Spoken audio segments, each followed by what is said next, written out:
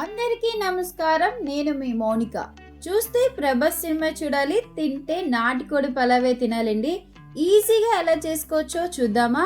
Pressure cooker కూడా use చేయాల్సిన అవసరం లేదండి, చాలా ఈజీగా చేసుకోవచ్చు. ప్రాసెస్లోకి వెళ్ళిపోదామా? ఫస్ట్ గ్యాస్ స్టార్ట్ చేసుకొని కళాయి పెట్టుకోవాలండి. 1 స్పూన్ గీ యూజ్ చేశాను. బిర్యానీలోకైనా పలావ్లోకైనా టేస్ట్ని పెంచేది మనకి గీయేనండి. గీది మంచిది యూజ్ చేయండి, మంచి టేస్ట్ వస్తుంది. తర్వాత ఆయిల్ కూడా యాడ్ చేశానండి. ఆయిల్ హీట్ అయిన తర్వాత జీలకర్ర, దంచుకున్న అల్లం వెల్లుల్లి వేసుకోవాలండి. అది బాగా పచ్చి స్మెల్ పోయాక మరాఠీ మొగ్గ, ఈ స్పైసెస్ అన్ని వేసుకున్నప్పుడు గ్యాస్ని సిమ్లో పెట్టుకోండి. అప్పుడే అది మన మీదకి తుల్లకుండా బాగా వేగుతాయి. తర్వాత లవంగాలు, ఇలాచీ వేసుకున్నప్పుడు దంచుకొని వేసుకోండి, లేకపోతే ఆయిల్లో వేస్తాం కదా మన మీదకి తుల్లిపోతుంది. తర్వాత స్టార్ పువ్వు కూడా వేసుకోవాలి. జాపత్రి ఒకటి వేసుకున్నానండి. ఇది మొత్తం ఈ ప్రాసెస్ మొత్తం సిమ్లోనే చేసుకోవాలండి. పలావ్ అయినా బిర్యానీ అయినా ఏదైనా బాగా రావాలంటే ఈ మసాలా వేగడంలోనే ఉంటుందండి. మాడకుండా బాగా కలుపుకోవాలండి.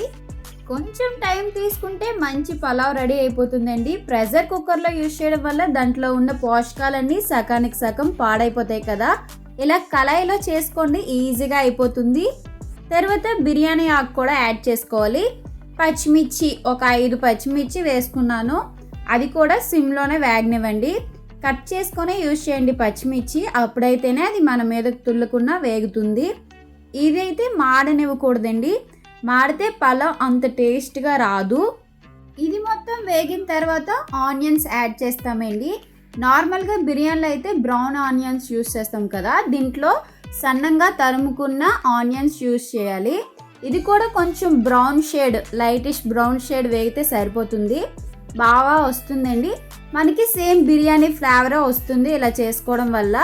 మరి సపరేట్గా కూడా చేసుకోవాల్సిన అవసరం లేదు, దీంట్లోనే వేపేసుకోవాలి. ఆనియన్స్ కూడా కలర్ బాగా చేంజ్ అయిన తర్వాత టమాటా చిన్న చిన్న పీసెస్ కట్ చేసుకొని వేసుకోవాలండి. దాంట్లో ఏదైతే గుజ్జు ఉందో అది పాడేయకూడదు. చూసారా, నేను పూర్తిగా గుజ్జుతోనే తీసుకున్నాను.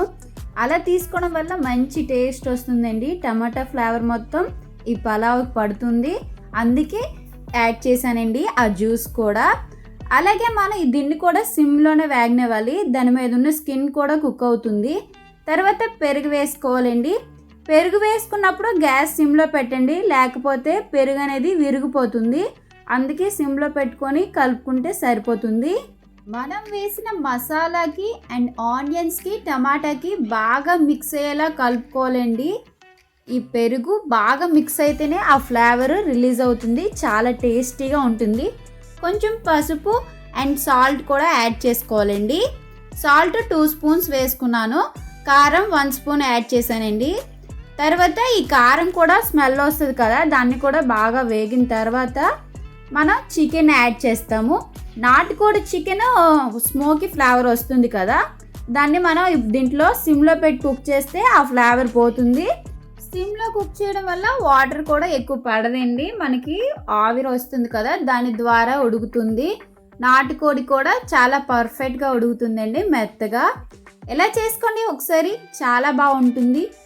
చికెన్ మొత్తం సిమ్లో కుక్ చేసుకుంటాం కదండి. 1 గ్లాస్ వాటర్ యాడ్ చేయండి.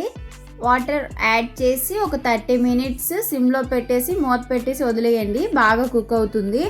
తర్వాత మనం రైస్ వేసిన తర్వాత కూడా వాటర్ వేస్తాం కదా, అప్పుడు కూడా కుక్ అవుతుంది.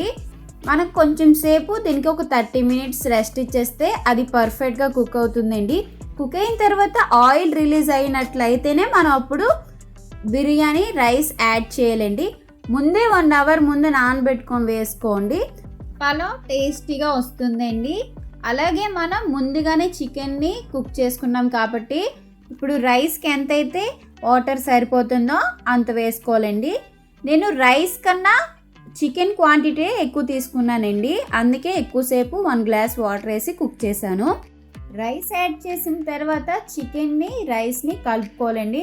అలా అని ఫోర్స్ చేసి బాగా కలిపేయకండి, రైస్ ముందే నానబెట్టాం కాబట్టి విరిగిపోతుంది. ఇది కూడా కొంచెం సేపు వేగనివ్వాలండి. వేగిన తర్వాత 1 గ్లాస్ రైస్కి 1.5 కప్ వాటర్ యాడ్ చేయాలండి.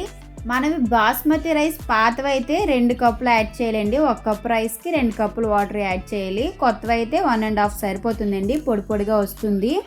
మనం దీని మొత్తాన్ని మిక్స్ చేసుకొని ఇప్పుడు మసాలా యాడ్ చేసుకుందాం. చికెన్ మసాలా కొంచెం యాడ్ చేశానండి, 1/2 టీ స్పూన్.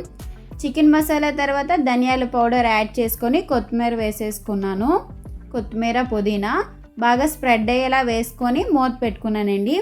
ఒక 10 మినిట్స్ మూత పెట్టుకుంటే మనకి సూపర్గా ఎమ్మీగా రెడీ అయిపోతుంది మన పలావ్. చాలా టేస్టీగా ఈజీగా చేసుకోవచ్చు. ఒకసారి ట్రై చేసి చూడండి.